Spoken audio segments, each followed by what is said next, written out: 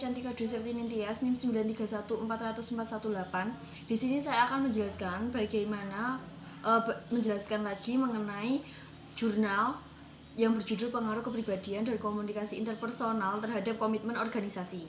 Dalam suatu organisasi, sumber daya manusia memiliki peran penting untuk mencapai suatu tujuan dalam organisasi tersebut.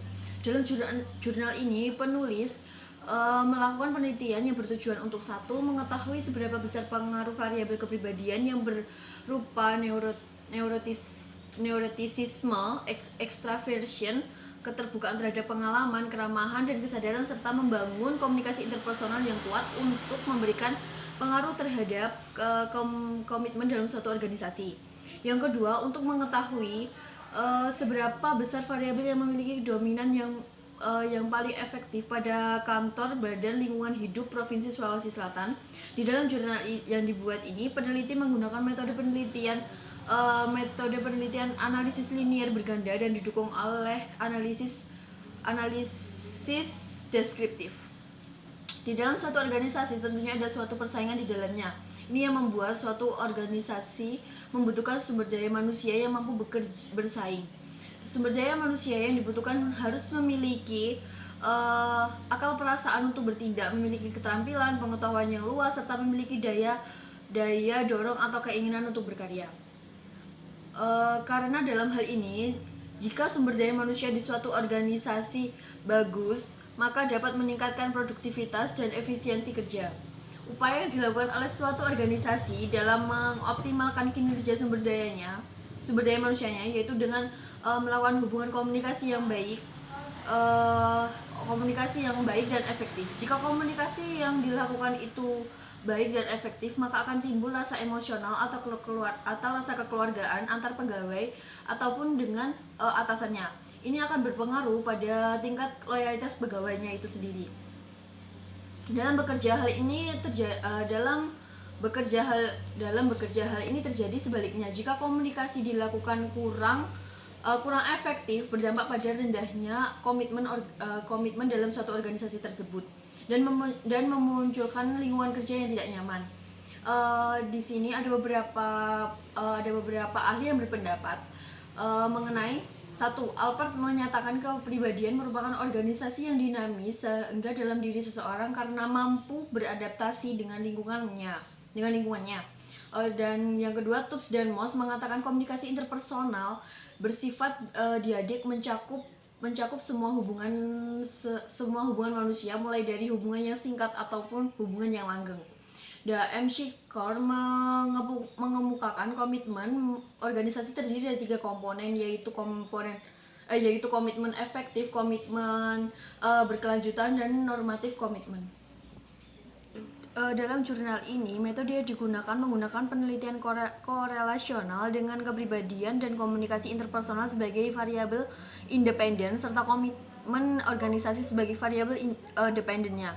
Populasi pada penelitian ini diambil dari seluruh karyawan Balai Lingkungan Hidup sebanyak 206 orang. Teknik pengumpulan data yang digunakan adalah teknik pengumpulan data langsung dengan kuesioner ataupun dengan observasi, didukung dengan library research sebagai data sekundernya.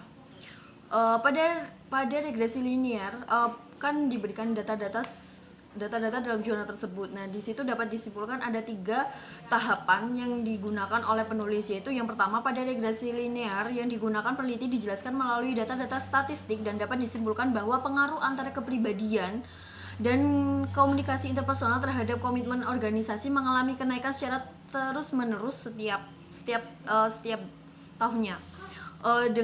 Yang kedua, dengan uji koefisien determinasi yang dibuat untuk mengukur kemampuan modal dalam menerangkan variabel tersebut, dapat disimpulkan jika hubungan positif yang kuat di antara karyawan dalam melakukan kontribusi secara bersamaan dapat meningkatkan komitmen dalam organisasi tersebut.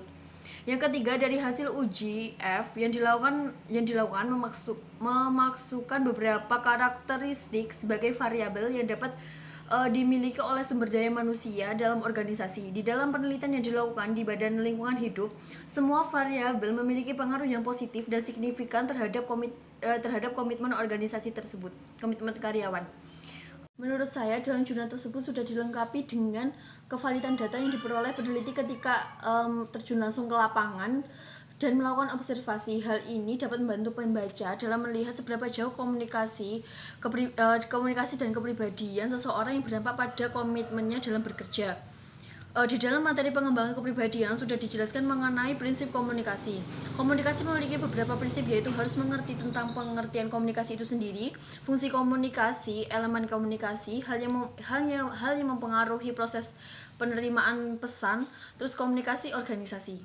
Berikut kita berikan penjelasan. Yang pertama, sumber daya manusia harus mengetahui pengertian komunikasi itu sendiri. Komunikasi adalah proses penyampaian pesan oleh seseorang kepada orang lain. Orang-orang yang terlibat komunikasi harus memahami inti dari pesan yang disampaikan tersebut. Yang kedua adalah elemen dari komunikasi.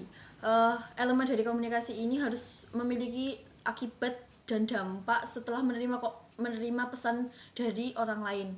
Yang ketiga ada umpan balik atau feedback, merupakan tanggapan balik dari pihak penerima pesan. Yang keempat ada gangguan atau noise, yaitu merupakan faktor fisik atau yang dapat mengganggu jalannya suatu komunikasi itu sendiri. Yang kelima ada hal yang mempengaruhi pesan, yaitu pesan dapat dipahami, bersikap seperti apa yang dikehendaki komunikator atau kesesuaian antara komponen. Nah, fungsi dari komunikasi itu sendiri adalah menginformasikan, mendidik, menghibur, dan mempengaruhi. Tujuan dari komunikasi dalam suatu organisasi yaitu menyatakan pikiran, pendapat, dan pandangan seseorang. Yang kedua adalah membagi informasi. Yang ketiga ada menyatakan perasaan atau emosi. Yang keempat serta memberikan arahan agar tindakan yang dilakukan bisa terkoordinasi dengan baik. Komunikasi dalam suatu organisasi sangatlah penting, diimbangi dengan perilaku pegawai atau sumber daya manusianya. Dalam tersampaikannya pesan dari atasan atau bawahan sehingga meningkatkan teamwork di dalam bekerja. Jika atasan memberikan komunikasi yang intensif dan menjalin komunikasi kepada seluruh karyawan, hal ini dapat menciptakan komitmen dalam organisasi, meningkatkan loyalitas kerja, dan kinerja yang dilakukan lebih efektif lagi. Sekian dari saya. Wassalamualaikum warahmatullahi wabarakatuh.